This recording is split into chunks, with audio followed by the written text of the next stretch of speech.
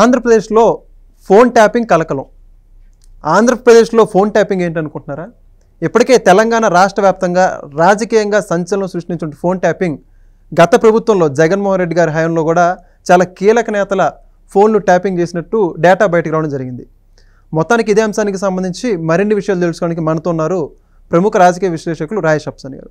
Sir నమస్కారం అండి. నమస్కారం సార్, ఫోన్ ట్యాపింగ్ ఇప్పటిదాకా మనం చూసుకుంటే తెలంగాణ రాష్ట్రంలోనే ఒక సంచలనంగా మారింది. అంటే అప్పట్లో కేటీఆర్ గారి మీద అనేక ఆరోపణలు రావడం జరిగింది. ప్రస్తుతం దాని మీద చాలా ఉక్కుపాదం మోపుతున్నారు ప్రస్తుత ముఖ్యమంత్రి రేవంత్ రెడ్డి గారు. అయితే దీంట్లో ఆంధ్రప్రదేశ్ రాష్ట్ర రాజకీయానికి సంబంధించిన కీలక వ్యక్తులు, అందులో షర్మిల గారు, వీళ్ళందరి ఫోన్లు కూడా ట్యాపింగ్ చేసి కీలక సమాచారాన్ని అప్పట్లో గత పాలకుల దగ్గర నివేదిక సమర్పించుకున్నారని చెప్పేసి చెప్పుకుంటూ వస్తున్నారు.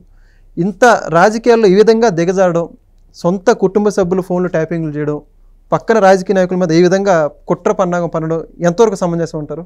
ఇప్పుడు సహజంగా నాయకులే కాదు, ఇవాళ వ్యక్తులు కూడా కుటుంబ సంబంధాలకు విలువిస్తారు, మానవ సంబంధాలకు విలువిస్తారు, సామాజిక సంబంధాలకు విలువిస్తారు. ఎప్పుడైతే ఈ కుటుంబ సంబంధాలు, మానవ సంబంధాలు, సామాజిక సంబంధాలు దెబ్బతింటాయో, ఆ దెబ్బతిన్న తర్వాత సొంత రక్త సంబంధీకులను కూడా శత్రువులుగానే చూడటం మొదలవుద్ది. ఆ దెబ్బతినటానికి మరి సమాజంలో నాయకులుగా చాలామంది అయ్యే వాళ్ళు నీ సొంత కుటుంబ సభ్యులతోటి సంబంధాలు నువ్వు తెంపుకుంటున్నావు అని అంటే వ్యక్తిగా నువ్వు నాయకుడిగా చాలామంది అర్హత ఎప్పుడో కోల్పోయావు. అంటే నీ సొంత కుటుంబ సభ్యులతోటే కుటుంబ సంబంధాలే సవ్యంగా నడపలేనడివి, మానవ సంబంధాల పట్ల విలువ లేనడివి, సమాజంలో సంబంధాలు సవ్యంగా మెయింటైన్ చేయలేనడివి, నువ్వు ఇంకా నాయకుడికి ఎలా చాలామంది అవుతావు? కాబట్టి ఏంటంటే వ్యక్తులుగానే దిగజారిపోయిన తర్వాత ఇంకా వీళ్ళ నుంచి గొప్ప గొప్ప విలువలు, సిద్ధాంతాలు ఆచరిస్తారని చెప్పని మనం ఎలా ఆశపడతాం? సహజంగా ఉండే టెండెన్సీ ఏంటి? ఈ ఇంట్లో మొగుడు పెళ్ళాల మధ్య ఏం తగాదాలన్నా జరుగుతూ ఉండని, పక్కింట్లో వాళ్ళు ఏదైనా అరుచుకుంటున్నారు అనగానే అప్పుడు దాకా తగువాడుకుంటున్న ఇద్దరు కూడా ఆపేసి చెవులో ట్రెక్కిస్తారు. ముందు అది ఆరా కావాలి వాళ్ళకి ఏం జరుగుతుంది, మీ సంబడం ఏంటనేది మీరు సవ్యంగా ఏడిస్తే, మీరు ఆదర్శవంతంగా బతకగలిగితే పక్కింటి గురించిన ఆరాలు మీకు అవసరంలా. ఎప్పుడైనా పక్కాడి జీవితంలో ఏం జరుగుతుందో తెలుసుకోవాలని ప్రయత్నం చేసేవాడు వీడి జీవితంలో వీడు సంపూర్ణ జీవితం గడపలేనాడికే పక్క వాళ్ళ మీద ఆరా ఎక్కువ ఉంటుంది. జగన్మోహన్ రెడ్డి గారు, కేటీఆర్ గారు, ఇవాళ వీళ్ళిద్దరి గురించి నిన్నటి నుంచి రకరకాల చర్చలు వింటూ ఉన్నాం మనం. ఇది నిన్నటి నుంచే కాదు, దశాబ్ద కాలం పాటు తెలంగాణను పరిపాలించిన కేసీఆర్ గారి ప్రభుత్వ హయాంలోనూ విన్నాం, 5 సంవత్సరాలు ఆంధ్రప్రదేశ్ రాష్ట్రాన్ని పరిపాలించిన జగన్మోహన్ రెడ్డి గారి పాలనా హయాంలోనూ విన్నాం. కాకుంటే ఇప్పుడు అది విచారణ స్టేజ్కి వచ్చి ఆ విచారణలో అరెస్టులు, వాంగ్మూలాల స్టేజ్కి రీచ్ అయిన తర్వాత అధికారికంగా ధృవీకరణ అవుతూ ఉంది.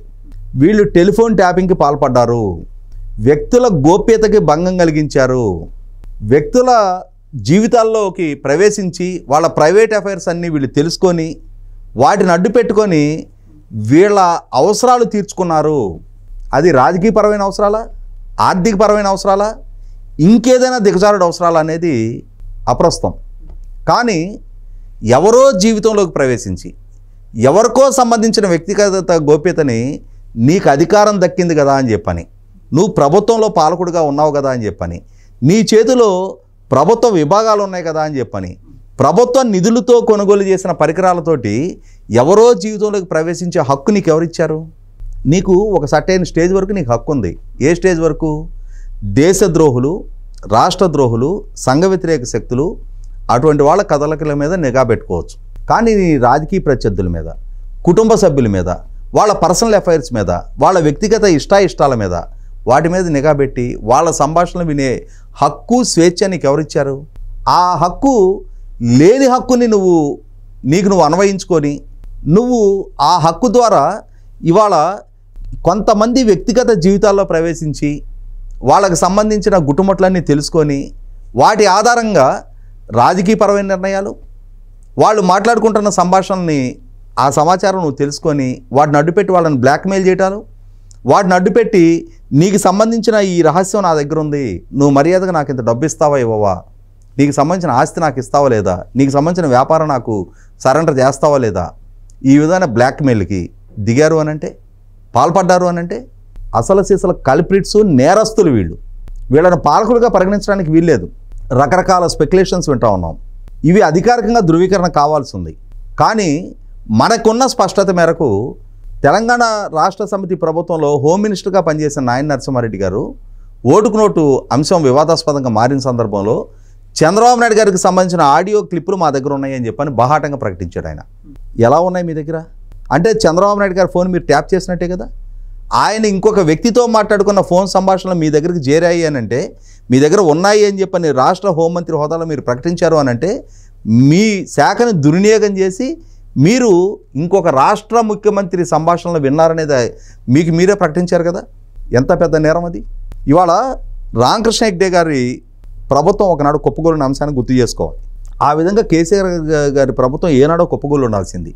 కానీ చంద్రబాబు నాయుడు గారు ఆ అంశాన్ని వివాదాస్పదం చేయని కారణంగా కేసీఆర్ గారు పాలకుడిగా సర్వైవ్ అయ్యారు. వాస్తవంగా చంద్రబాబు నాయుడు గారు అమరావతి తరలిపోవటానికి ఓటుకు నోటులో రెడ్ హ్యాండెడ్గా దొరకటాన పారిపోయాడు అని చెప్పని ఆయన వ్యక్తిత్వానికి పాల్పడుతూ వచ్చారు. కానీ వాస్తవం ఏంటి అంటే చంద్రబాబు నాయుడు గారు రాష్ట్ర ముఖ్యమంత్రిగా ఆ రోజు ఉమ్మడి రాజధానిగా హైదరాబాద్ కొనసాగుతూ ఉంది. ఇరువురు ముఖ్యమంత్రులు హైదరాబాద్ నుంచే విధులు నిర్వహిస్తూ ఉన్నారు. ఇరు రాష్ట్రాల సచివాలయాలు ఇక్కడి నుంచే ఫంక్షన్ చేస్తూ ఉన్నాయి. ఇరు రాష్ట్రాల శాసనసభలు ఇక్కడి నుంచే నిర్వహణ జరుగుతూ ఉన్నాయి. అటువంటి సందర్భంలో తన ఇంట్లో తాను కూర్చొని తన విధుల నిర్వహణలో భాగంగా తను మాట్లాడుకుంటున్న ఫోన్ సంభాషణల్ని వీళ్ళు నిఘా పరికరాల ద్వారా వీళ్ళు విని తన ద్వారా లాబింగ్ అవుతున్న పారిశ్రామిక పెట్టుబడులని వీళ్ళు బైపాస్ చేసే ప్రయత్నం చేస్తున్న సందర్భంగా చంద్రబాబు నాయుడు గారికి అనుమానం వచ్చింది.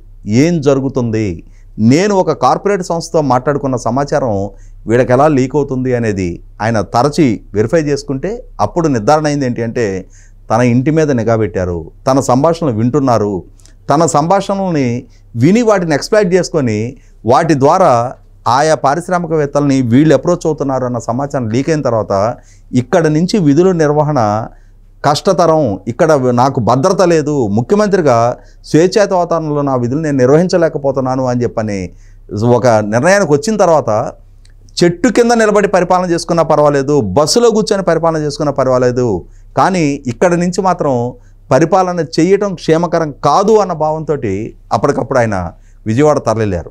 వాస్తవం అది. ఇటువంటి స్థితి నుంచి ఎప్పుడైతే కేసీఆర్ గారి ప్రభుత్వం కుప్పకూలిందో, ఎప్పుడైతే రేవంత్ రెడ్డి గారి నాయకత్వంలో ఉన్న కాంగ్రెస్ ప్రభుత్వం అధికారంలోకి రావడానికి ప్రజల తీర్పు పొందిందో ఆ మరుసటి రోజు ఆ కంట్రోల్ రూమ్ మొత్తాన్ని ధ్వంసం చేశారు, సాక్ష్యాధారాలు తారుమారు చేసే ప్రయత్నం చేశారు, హార్డ్ డిస్క్లన్నీ నాశనం చేశారు. ఇన్ని చేసినా ఇవాళ విచారణలో వాళ్ళ వల్ల జరిగిన అకృత్యాలు ఏంటి అనేది ఒక్కొక్కటిగా తేటతనం అవుతూ ఉన్నాయి. ఎవరెవరు బాధ్యులు అనేది అరెస్ట్ అవుతూ ఉన్నారు. ఇటువంటి నేపథ్యంలో కేసీఆర్ గారి కుటుంబ సభ్యుల మీద నిఘా పెట్టారు, హైకోర్టు న్యాయమూర్తుల మీద నిఘా పెట్టారు, ఉన్నతాధికారుల మీద నిఘా పెట్టారు, రాజకీయ ప్రత్యర్థుల మీద నిఘా పెట్టారు. ఆఖరికి పక్క రాష్ట్రంలో జగన్మోహన్ రెడ్డి గారు ముఖ్యమంత్రిగా ఉండగా ఆయన రాజకీయ ప్రత్యర్థులైన చంద్రబాబు నాయుడు గారి మీద, తెలుగుదేశం పార్టీలో ఉన్న సీనియర్ నాయకుల మీద, ఆఖరికి జగన్మోహన్ రెడ్డి గారి సోదరి షర్మిల గారి మీద కూడా నిఘా పెట్టారు అని చెప్పిన వార్తలు వెలువడుతూ ఉన్నాయి. 100కి 100 ఈ నిఘా పరికరాలను అడ్డు పెట్టుకొని జగన్మోహన్ రెడ్డి గారు, కేసీఆర్ గారు తమ రాజకీయ వ్యూహాలకు పదును పెట్టే ప్రయత్నం చేశారు. కానీ అంతిమంగా ప్రజలే నిర్ణయం తీసుకున్నారు. ఇవేమన్నా వాళ్ళకి ఎన్నికల్లో కలిసి వచ్చినాయా? ఈ విధంగా ప్రత్యర్థులని ఎక్స్ప్లాయిట్ చేసుకునే ప్రయత్నం చేసిన ఈ నిఘా పరికరాలను అడ్డుపెట్టుకొని, డిపార్ట్మెంట్ని అడ్డుపెట్టుకొని తమ రాజకీయ స్వార్థానికి, తమ ఆర్థిక ప్రయోజనాన్ని నెరవేర్చుకునే ప్రయత్నం చేసిన అంతిమంగా ప్రజలు ఇచ్చిన తీర్పు ఇరు పార్టీలని, ఇరు ప్రభుత్వాలని కుప్పగూల్చి ఇంటి దగ్గర కూర్చోబెట్టినాయి. కాబట్టి అంతిమంగా డిసైడింగ్ ఫ్యాక్టర్ ప్రజల తప్ప తమకు దక్కిన అధికారాన్ని ఈ విధంగా దుర్వినియోగం చేసి వ్యక్తుల జీవితాల్లోకి, తమ రాజకీయ ప్రత్యర్థుల వ్యక్తిగత సంభాషణల మీద ఆసక్తి కనపరిచి మేమేదో చాలా గొప్ప రహస్యాలు తెలుసుకున్నాం, వాళ్ళకి సంబంధించిన ముందస్తు వ్యూహాలు మొత్తం కూడా మాకు ముందుగానే తెలిసిపోయే పరిజ్ఞానం మా దగ్గర ఉంది, మా చేతిలో ఆ సాంకేతికత ఉంది, మా చేతిలో ఆ యంత్రాంగం ఉంది అని చెప్పని విర్రవీగితే అంతిమంగా ఈ విర్రవీగుడికి కొర్రుగాల్చి వాత పెట్టడం అనేది ఎలాగో ప్రజలకు తెలుసు. కాబట్టి ఇవాళ ఇరు ప్రభుత్వాలని, ఇరు పార్టీలని, ఇరువురు నాయకులను కూడా ప్రజలు వాళ్ళని ఆ అధికార విధుల నుంచి ఇళ్లకు సాగనంపారు. కాబట్టి ఇక్కడ ఎంతగా బరితెగించినా జగన్మోహన్ రెడ్డి గారు ముఖ్యమంత్రిగా కొనసాగిన రోజుల్లో సాక్షాత్తు ధర్మాసనం మీద నుంచి హైకోర్టు న్యాయమూర్తులు చెప్పారు, మా ఫోన్లు ట్యాపింగ్ అవుతున్నాయని చెప్పని మాకు అనుమానంగా ఉంది అని చెప్పని. ఆ పార్టీతో విభేదించి బయటకు వస్తున్న ఆ పార్టీ శాసనసభ్యుడు కోటంరెడ్డి శ్రీధర్ రెడ్డి గారు, నేను నా మిత్రుడితో మాట్లాడుకున్న ఫోన్ సంభాషణలు ఇంటెలిజెన్స్ చీఫ్ పిఎస్ఆర్ ఆంజనేయులు నా ఎదురుగా పెట్టి, నువ్వు నీ మిత్రుడితో మాట్లాడే సందర్భంగా జగన్మోహన్ రెడ్డి గారిని దూషిస్తున్నావు, జాగ్రత్తగా ఉండు అని చెప్పి నాకు వార్నింగ్ ఇచ్చారు.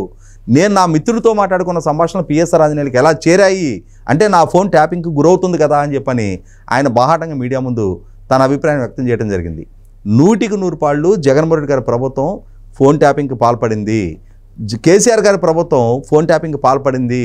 తమ రాజకీయ ప్రత్యర్థుల్ని, ముఖ్యంగా ప్రస్తుత ముఖ్యమంత్రి రేవంత్ రెడ్డి గారి ఇంటి లోపల సంభాషణలు కూడా వాళ్ళు విని, ఆయన కుటుంబంలో ఆయన కుటుంబ సభ్యుల మధ్య జరిగిన ప్రతి సంభాషణని తెలుసుకోవడానికి వీళ్ళు ప్రదర్శించిన ఆసక్తి అత్యంత జుగుసాకరమైన వాళ్ళ వైఖరిని ప్రస్ఫుటం చేసింది. ఇటువంటి సందర్భంలో కేంద్ర ప్రభుత్వం ఇన్వాల్వ్ అవ్వాలి, లోతైన విచారణ జరగాలి.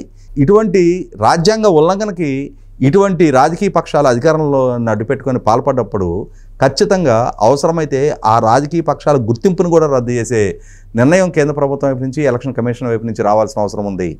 100% పాళ్ళు ఇంతగా అధికార దుర్వినియోగానికి పాల్పడ్డ నేపథ్యంలో ఆనాడు రామకృష్ణ హెగ్డే గారి ప్రభుత్వాన్ని రాజీనామా చేయించిన చట్టాలు ఇవాళ ఈ విధమైన ఉల్లంఘనకు పాల్పడ్డ వ్యక్తుల్ని ఎట్టి పరిస్థితుల్లో క్షమించడానికి వీల్లేని పరిస్థితి కేంద్ర ప్రభుత్వ పరంగా వ్యక్తం కావాలి. చట్టపరమైన చర్యలు తీసుకోవాలి.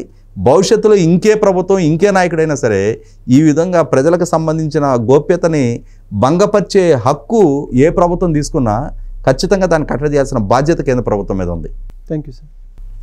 Please subscribe to Leo news for more videos.